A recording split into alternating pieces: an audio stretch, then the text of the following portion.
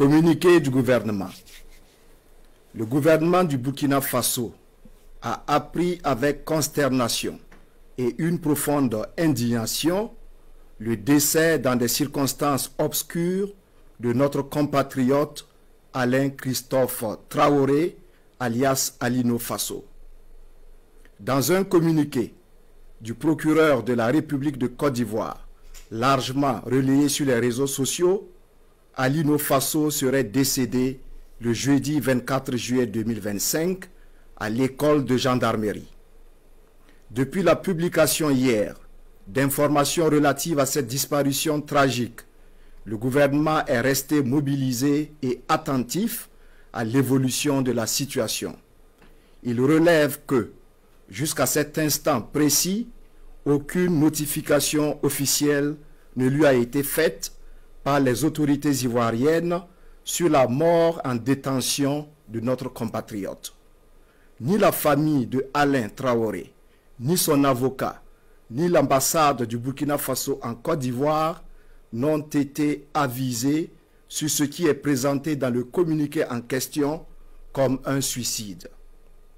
Le gouvernement, par le biais du ministère des Affaires étrangères, de la coopération régionale et des Burkinabés de l'extérieur, a donc convoqué d'urgence la chargée d'affaires de l'ambassade de la République de Côte d'Ivoire au Burkina Faso aux fins de s'expliquer sur le sort de notre compatriote, laquelle chargée d'affaires a, hélas, confirmé l'effectivité du décès de Alain Christophe Traoré, alias Alino Faso.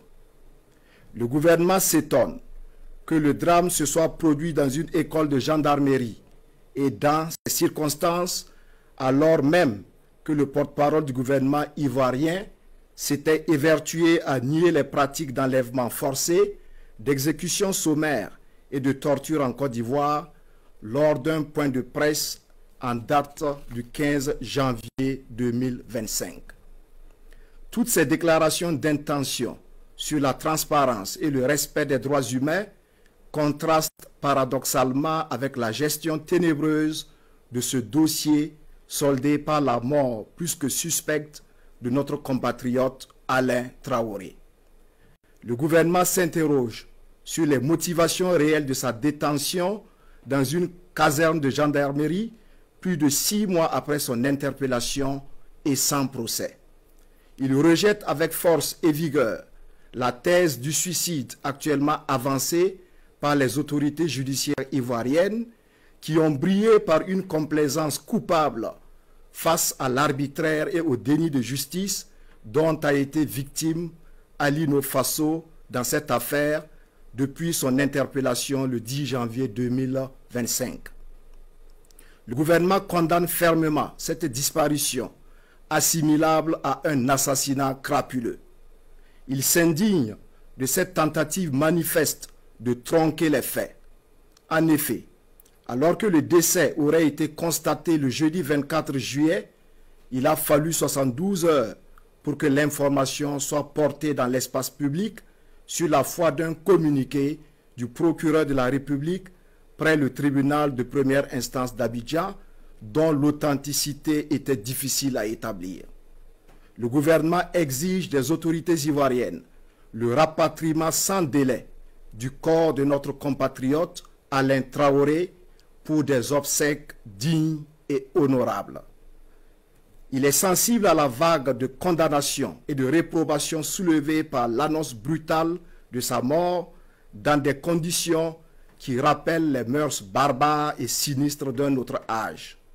Il comprend toute l'émotion que cela suscite au regard de la dimension de l'homme et de son engagement en faveur des causes humanistes, mais invite au calme et à la retenue. Le gouvernement interpelle les autorités ivoiriennes sur l'exigence de vérité et de justice pour Alain Christophe Traoré, dont la mort tragique laisse une famille endeuillée dans une douleur incommensurable et des millions de nos compatriotes révoltés et sans voix au regard de l'engagement citoyen de l'homme. Le gouvernement rassure qu'il reste saisi de ce dossier sur la détention et la mort de notre compatriote et appelle l'État de Côte d'Ivoire ainsi que le gouvernement ivoirien à une transparence totale dans la gestion de cette affaire. Le gouvernement reste engagé au suivi de ce dossier jusqu'à la manifestation totale de la vérité. Il salue la mémoire d'un homme de bonne volonté qui a vécu utile pour son prochain et qui a trouvé dans l'altruisme toute sa raison de vivre et de mourir afin de bâtir un monde plus fraternel. La mort de Alino Fasso ne restera pas impunie. Nous vous disons merci, Monsieur le ministre. Restez avec nous pour la suite de l'édition. Voilà, la nouvelle du décès de Alino Fasso suscite colère et indignation du peuple burkinabé. Une pilule très amère, difficile à avaler. Quelques citoyens se prononcent au micro de Moumni Wanga, compte rendu.